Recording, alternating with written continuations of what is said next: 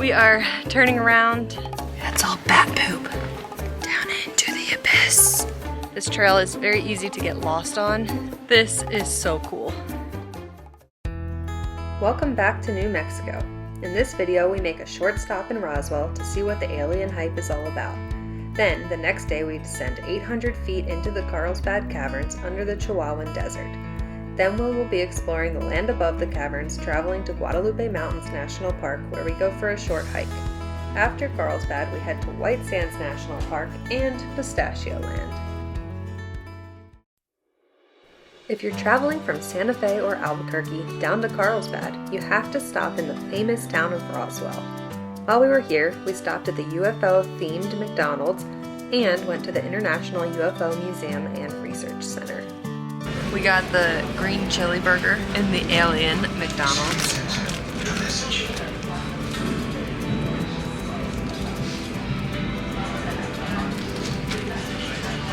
It's pretty good. It's not that spicy, but you can taste the green chili in there. I am not a McDonald's fan, but green chili definitely belongs on burgers. Next up was the museum. The cost to get in was $10 per adult. It was very informative with several different exhibits explaining what happened during the 1947 crash. In July of 1947, a flying disc crashed in the fields surrounding Roswell. The government claims this was a military balloon. However, many people believe it was aliens. You'll have to come here yourself to decide what you believe.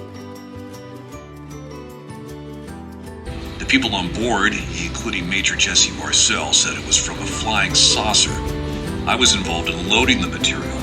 Not only does the museum give information about the 1947 crash, they also talk about other evidence of aliens, one being petroglyphs suggesting alien influence.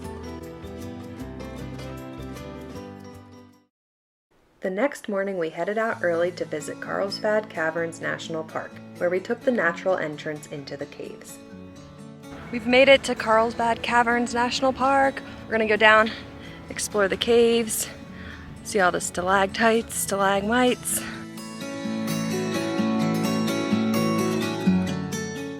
We are doing the natural entrance route, which is about 1¼ mile down through the caverns, and then we will enter the big room where we have another walk that's about 1¼ miles, and then we'll take the elevator back up.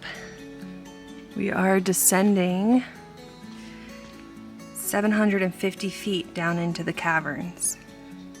The park is located 23 miles south of Carlsbad, about a 30-minute drive. The cost to get in is $15 per person, which gets you a 3-day pass. As always, we will be using our America the Beautiful Pass, which gets you into all national parks and costs $80 for a year. As of September 2023, they were requiring time entry reservations, which can be done online. We'll put a link in the description below. We are whispering because the caves echo and you can be heard up to 1/4 mile away. That's all bat poop. Do you want to sit down and take a rest? No.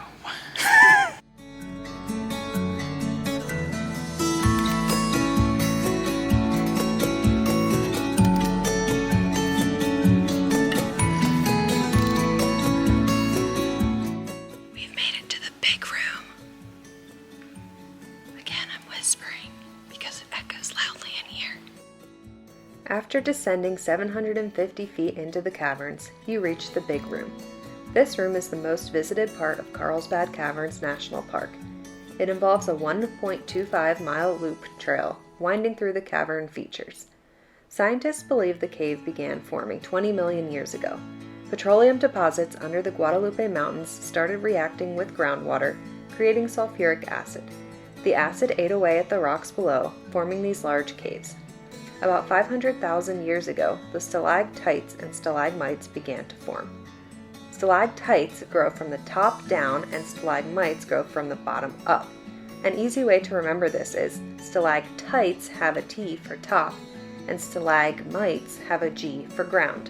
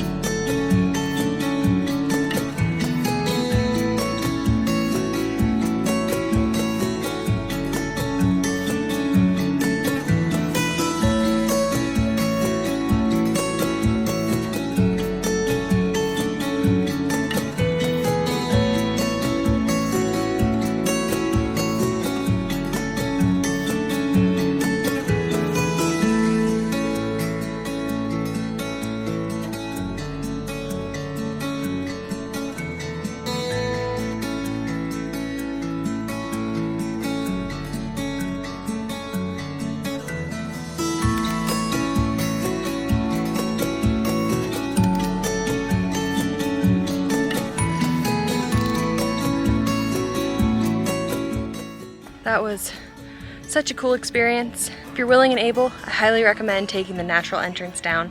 It really helps you get an appreciation for how these caverns were found, how they were discovered. You know, it wasn't as simple as taking an elevator down and wow, there it is. They had to climb through these caverns, you know, not on paved walkways, no stairs, just over the rocks and down into the cave to find the big room. It's incredible. Next up, we're gonna go grab some lunch and then head to Guadalupe Mountains National Park. Go for a hike. For lunch, we went to the Cactus Cafe in White City where we got tacos and chicken tenders with fries. While the restaurant wasn't anything special, it's pretty much the only option around. So if you're looking to grab lunch, this is the spot to go. Our next stop isn't technically in New Mexico, but it was so close that we decided to make the drive to Texas for another national park, Guadalupe Mountains. The drive from Carlsbad Caverns to Guadalupe is only about an hour. We thought one day was enough time to visit both parks since we didn't have any major hiking planned in either. Our first stop was hiking along the nature trail. Guadalupe Mountains National Park is one of the less visited parks in America. Last year, the park received about 243,000 visitors. To put this into perspective, Yosemite received 2.3 million visitors last year. I enjoyed this park because it's a little less touristy and a lot quieter than most of the others.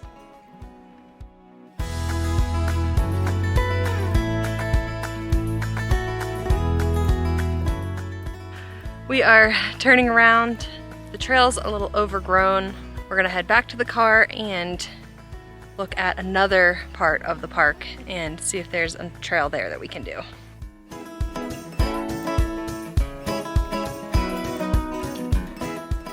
We stopped at the visitor center and talked to the guy working there and asked for a trail that he recommended that was short and easy. So we are doing the Pinery Trail that leaves right from behind the visitor center.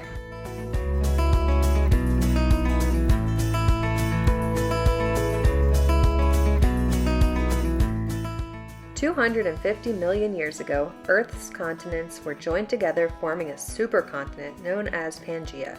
At the time, this whole park was underwater. A reef developed in this area and was an ecological home for many different species.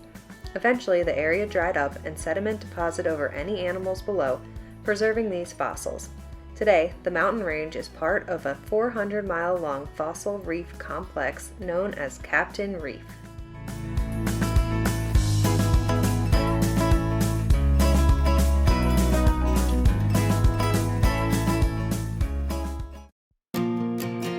This evening we're going back to Carlsbad Caverns to watch the bats. Every evening they fly out.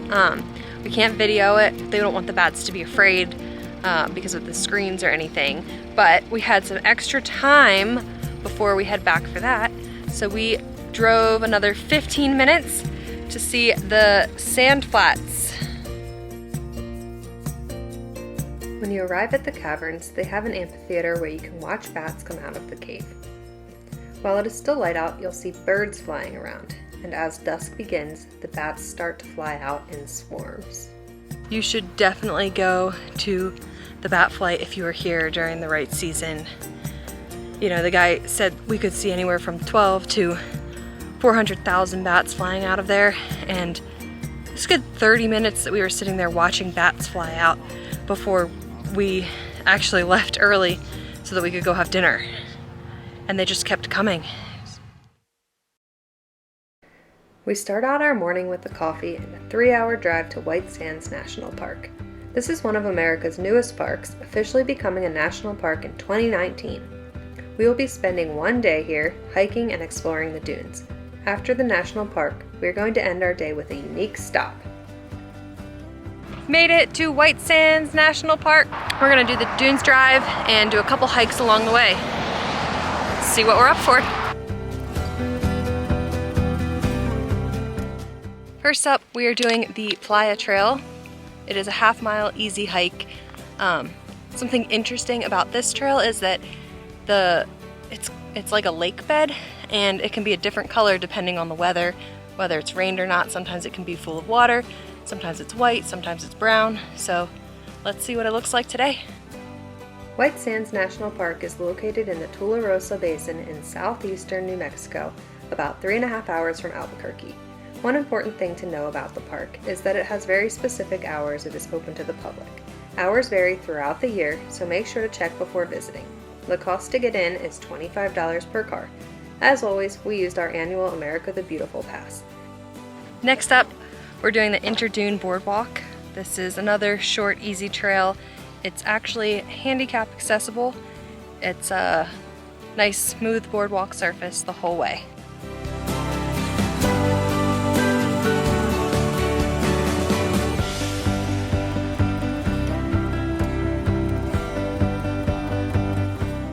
There's a lot more vegetation on the sand dunes than I thought there would be.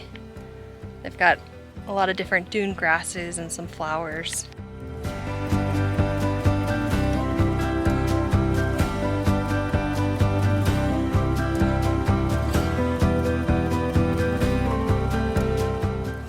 Last trail for the day, I'm doing the Alkali Flats trail. The full hike is 5 miles. I'm only going to do a mile or so because I'm by myself and don't have a ton of water and it's pretty hot out. This trail is very easy to get lost on, so I'm just gonna do a short portion since I don't have anyone else to help me out if I get lost.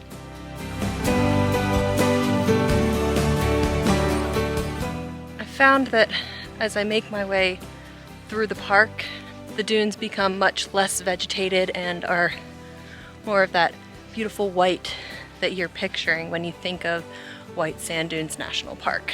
The Alkali Flats Trail is all on loose sand, so it's not a very easy hike, but it is beautiful.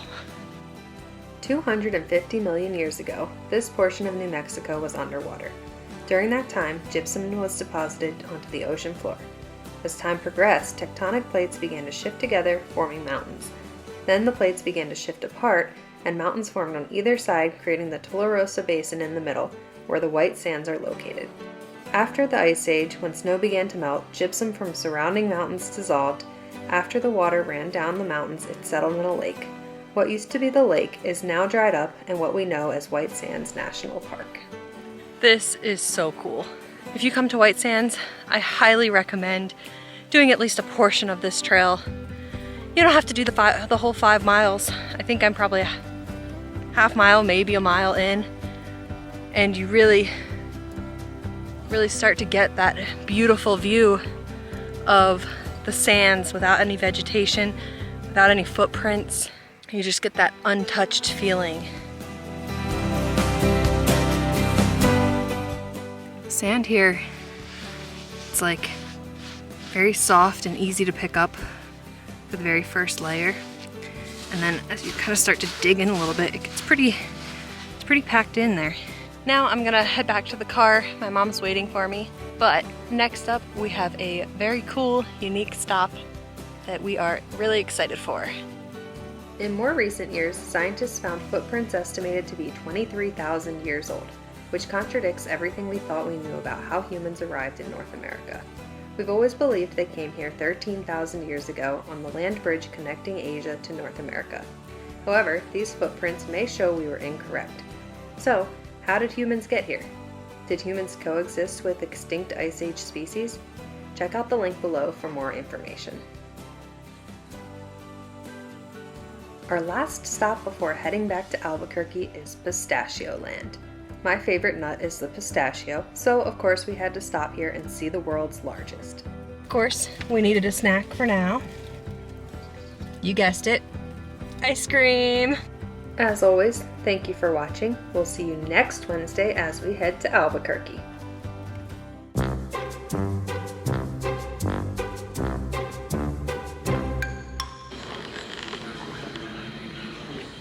don't want to let out all our secrets. I can get it. Are you ready? Mm-hmm. Oh, it flies way too fast for me.